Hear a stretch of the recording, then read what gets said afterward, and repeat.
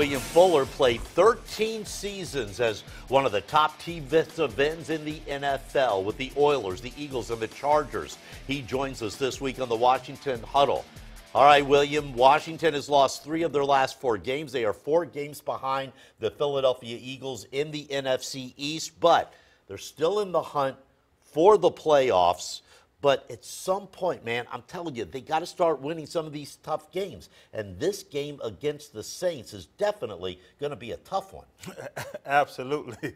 I started to say playoffs in my Jim Mora voice. I think it's too soon to talk about playoffs or for them to worry about playoffs. They got to get on a winning streak. They have to win this game. This is a must-win game. Somehow they've got to be more consistent on both sides of the ball with the quarterback. I mean, all around. But, yes, they got to get going, or there's a big difference right now between being 5-5 and 4-6, and so. And the Saints are the talk of the NFL right now. I mean, everybody is jumping on their bandwagon. Coach Sean Payton has to keep that team focused. If not, I guess it's advantage Redskins. Yes, but I'm sure that Coach Payton will get that team ready.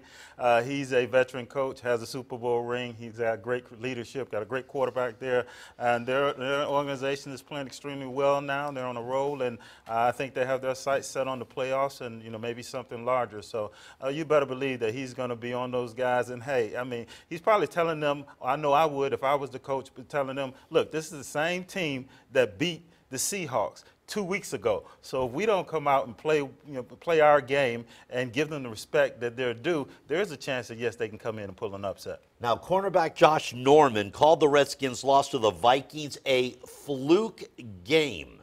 But, man, that was the worst performance by a Redskins defense that I have seen in years. Our Huddle reporter, Bree Jackson, joins us from Redskins Park with the latest. Bree?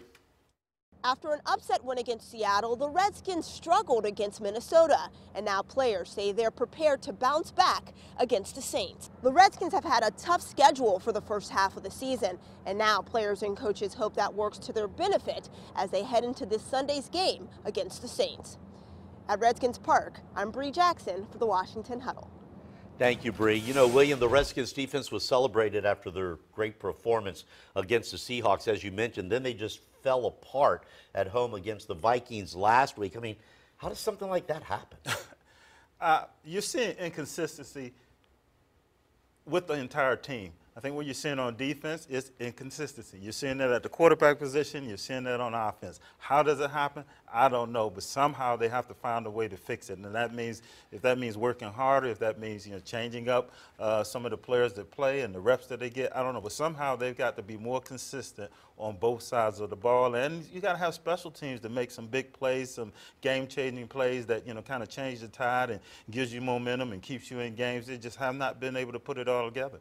Now, I know you're a defensive guy, and I hate beating up on the defense, but come on, man.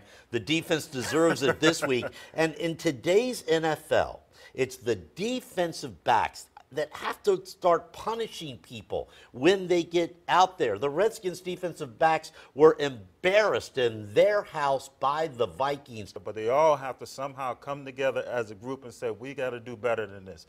Now, the Redskins signed DJ Swearinger, made him a captain of the defense. He's supposed to be that veteran leader that is going to help bring this defense together. Then, of course, you got Josh. He likes to run his mouth a lot, but he's also a very talented defensive back, one of the best corners in the league. But don't these leaders, these veterans, don't they have a certain responsibility that during the week they've got to bring this defense together, especially when you're talking about Drew Brees, who's been a great passer for years, and now the Saints have this great running game.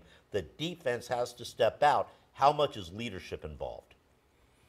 It means a lot. It definitely means a lot when they're in this situation, when they have not been having the success that they like to see, the fans would like to see. Somebody's got to step up and provide that leadership so that they don't go in the tank.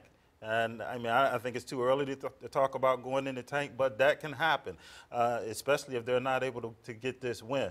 But, yeah, you got to look at the veterans to talk to the younger guys and to rally the troops. But at the end of the day, it doesn't matter what you say in the locker room. It's what you do on the field. And so those words got to lead to action, meaning that you got to go out there and you got to make plays. If you go out there and you make plays, if me as a football player or defensive lineman, instead of me just, trying to rally the troops vocally, if I go out there and my actions,